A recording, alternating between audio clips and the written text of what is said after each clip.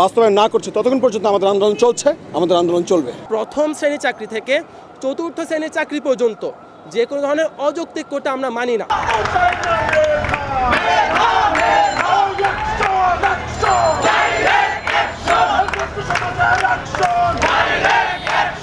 সরকারি চাকরিতে কোটা সংস্কারের জন্য আন্দোলন হিসেবে ঢাকাসহ সারা দেশে বাংলা ব্লকেট কর্মসূচি পালন করেছে বিশ্ববিদ্যালয় ও কলেজের শিক্ষার্থীরা। বেলা ১১টা থেকে রাজধানীর বিভিন্ন মোড়সহ মহাখালী ও কারওয়ানবাজার রেলগেটে অবরোধ করে রাখে আন্দোলনকারীরা। এ কারণে আজ ঢাকায় তীব্র যানজটের পাশাপাশি দুপুর ১২টা থেকে কমলাপুর রেল স্টেশন থেকে ট্রেন ছেড়ে যায়নি এবং কোনো ট্রেন ঢাকায় ঢুকতে পারেনি। ফলে ঢাকার সঙ্গে সারা দেশের রেল যোগাযোগ বন্ধ ছিল বলে জানিয়েছে রেলওয়ে পুলিশের কর্মকর্তা।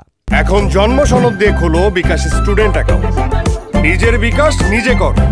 হ্যাঁ, আপনারা জানেন যে কোটা আন্দোলনের শুরু হয়ে গেছে আরও আগের থেকে। আমাদের রেল প্রকৃতপক্ষে বন্ধ নয়, রেল ট্রেন বন্ধ নাই, তবে এই যে কোটা আন্দোলনকারীদের জন্য এরা রেল লাইনের উপর অবস্থান করায় সাময়িকভাবে বন্ধ আছে। এরা চলে গেলে আবার রেল চলাচল স্বাভাবিক হয়ে যাবে। আমরা রেল লাইনের নিরাপত্তা, সরকারি মালামালের নিরাপত্তা, ট্রেনের নিরাপত্তা এবং জনগণের নিরাপত্তার জন্য যা যা করণীয় আমরা এটা করতেছি। রেল লাইনের উপর কাঠের গুঁড়ি ও বাঁশ ফেলে কারওয়ানবাজার অবরোধ করতে দেখা গেছে শিক্ষার্থীদের।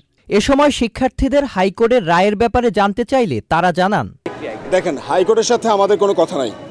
এখন আমাদের কথা হচ্ছে সরকারের নির্বাহী বিভাগের সাথে। তারা যতক্ষণ পর্যন্ত আমাদের দাবি মেনে না নিয়ে বাস্তবায়ন না করছে ততক্ষণ পর্যন্ত আমাদের আন্দোলন চলছে, আমাদের আন্দোলন চলবে। আমাদের জায়গা থেকে সম্পূর্ণ ক্লিয়ার করে দেওয়া হয়েছে, আমরা প্রথম শ্রেণীর চাকরি থেকে চতুর্থ শ্রেণীর চাকরি পর্যন্ত যে কোনো ধরনের অযৌক্তিক কোটা আমরা মানি না। সর্বোচ্চ 5% কোটা থাকতে পারে, এটা আমাদের থেকে ক্লিয়ার করে দেওয়া হয়েছে।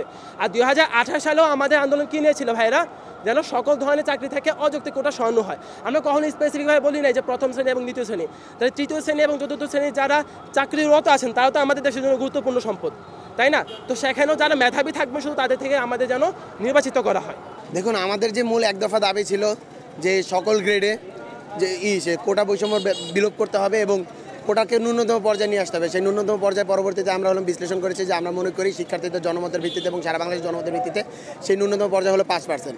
এই 5%-এ নিয়ে আসলে এবং তা যদি গিয়ে সংবিধানের আইন করে অথবা যে কোনো পরিপত্র বহালের মাধ্যমে পার্মানেন্ট করা হয়, তাহলে আমরা আমাদের রাজপথ ছেড়ে দেব, আমরা আমাদের আবার পরের টেবিলে ফিরে যাব। তাছাড়া বিভিন্ন রেল ক্রসিংয়ের ব্যারিকেডের গেট ফেলে অবরোধ করে রাখেন তারা। এতে রেলগেট দিয়ে কোনো যানবাহন চলাচল করতে পারেনি। তবে অ্যাম্বুলেন্স ও রোগী বহনকারী গাড়িগুলো চলাচলের সুযোগ করে দেয়া হয়েছে। Sajid Abdullah, channel I.